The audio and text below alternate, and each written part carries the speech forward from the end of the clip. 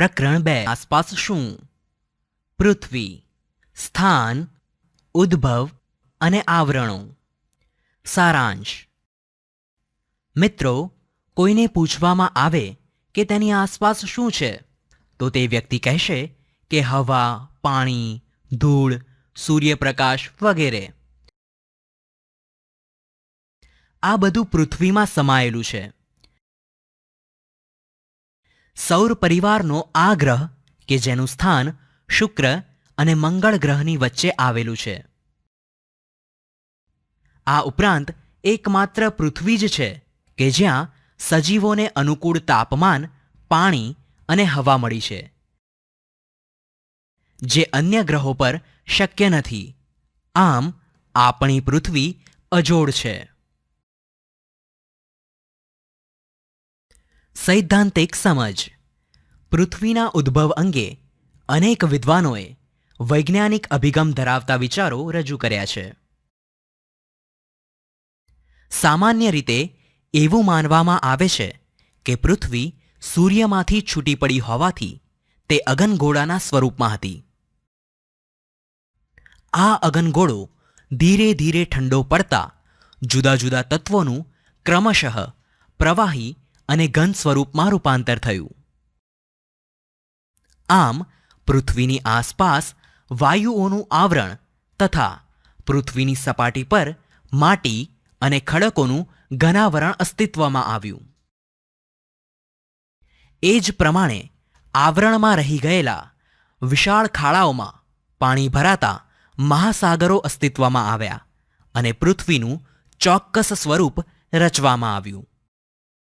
સૂર્યની આસપાસ ઘૂમ્યા કરતી ગરમ પૃથ્વીની ઉપરની સપાટી ઠર્યા બાદ તેનો પોપડો બંધાયો અને આ રીતે તેના પડને આપણે મૃદાવરણ તરીકે ઓળખતા થયા.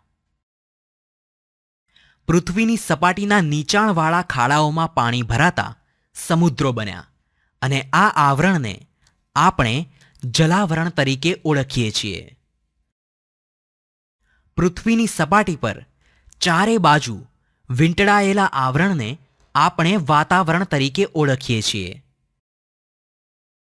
આવી રીતે પૃથ્વી પર જીવસૃષ્ટિ વિકાસ પામી અને સજીવ સૃષ્ટિના આવરણને જીવાવરણ તરીકે ઓળખવામાં આવે છે.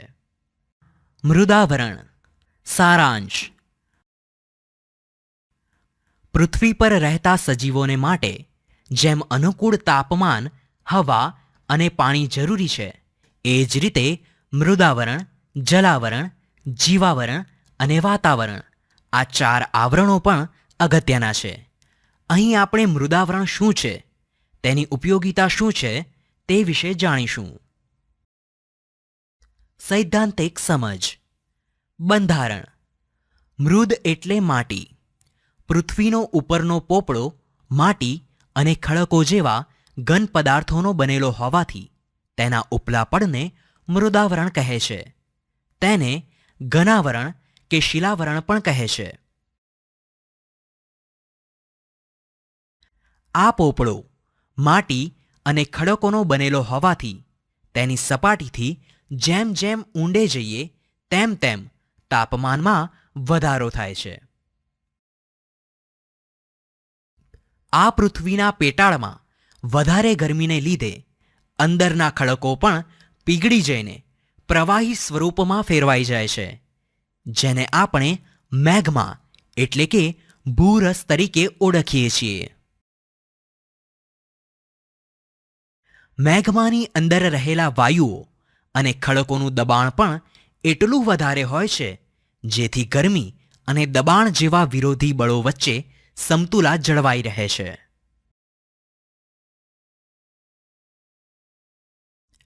મૃદાવરણ પર પર્વતો, ઉચ્ચ પ્રદેશો, મેદાનો અને ખીણો જેવા ભૂમિ સ્વરૂપો વિકસ્યા છે.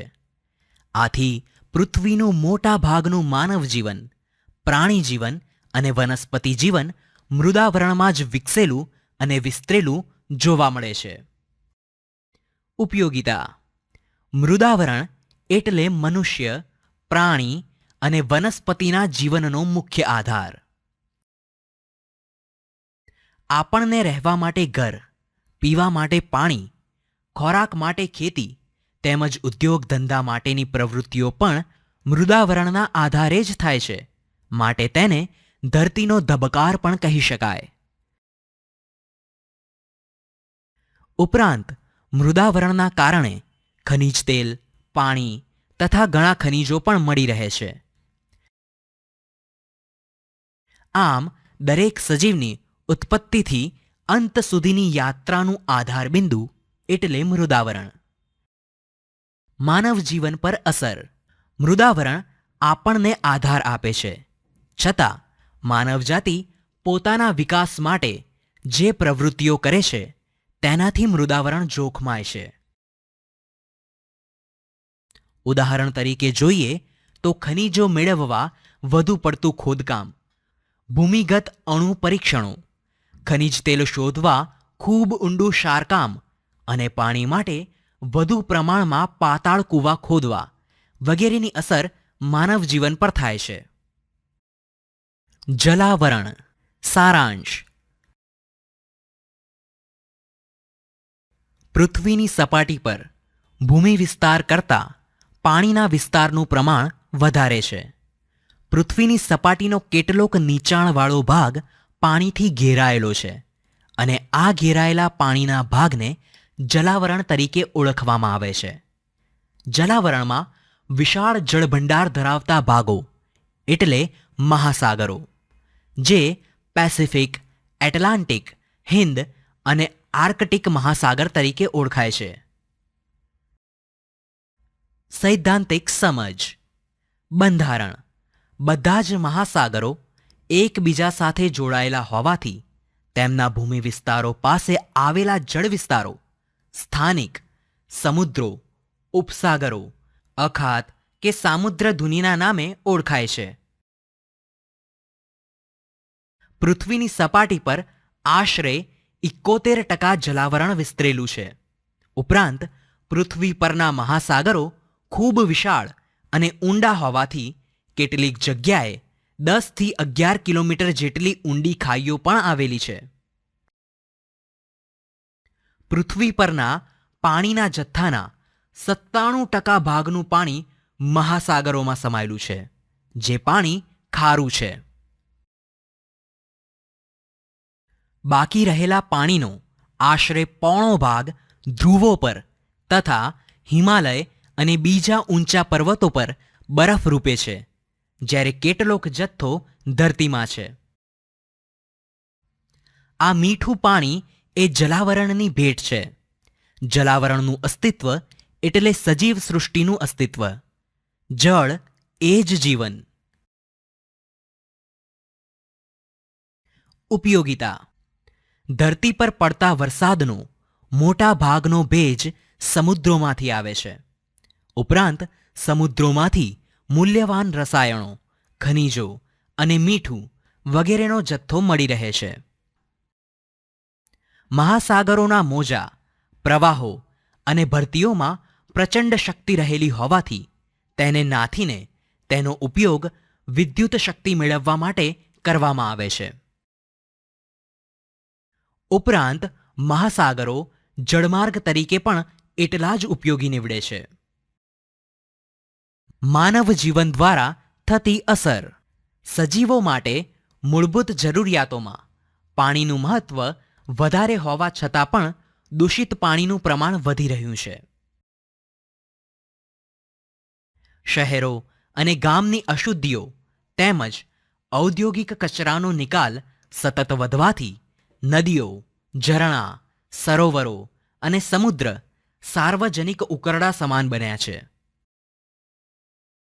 ઉપરાંત ઔદ્યોગિક પ્રદૂષણના કારણે ધ્રુવ પ્રદેશોનો બરફ ઓગળવા લાગ્યો છે, તેમજ જહાજોના નકામા તેલ વહેવાના કારણે અન્ય ઔદ્યોગિક વસાહતોના ગંદા અને રસાયણયુક્ત પાણીથી દરિયાઈ જીવોનો નાશ થઈ રહ્યો છે, જે જલાવરણ માટે ખતરારૂપ છે.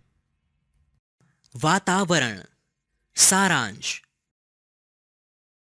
મૃદાવરણ અને જલાવરણની જેમ વાતાવરણને નરી આંખે જોઈ શકાતું નથી.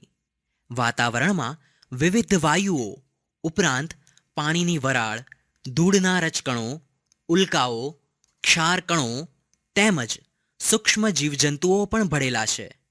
આમ પૃથ્વીની ચારે બાજુ વીંટળાઈને આવેલા હવાના આવરણને વાતાવરણ કહેવામાં આવે છે. સૈદ્ધાંતિક સમજ. પૃથ્વીની સપાટીથી આશરે 1600 કિલોમીટર ઊંચાઈ સુધી વાતાવરણ વિસ્તરેલું છે. વાતાવરણ રંગહીન, વાસરહિત અને પારદર્શક છે. તેમજ તેમાં ઘન, પ્રવાહી અને વાયુ તત્વોનો તેમજ nitrogen, oxygen, carbon dioxide, ozone અને હાઇડ્રોજન વગેરેનો સમાવેશ થાય છે. વાતાવરણમાં નાઇટ્રોજન 78%, ઓક્સિજન 21% અને 1% જેટલા અન્ય વાયુઓ આવેલા છે.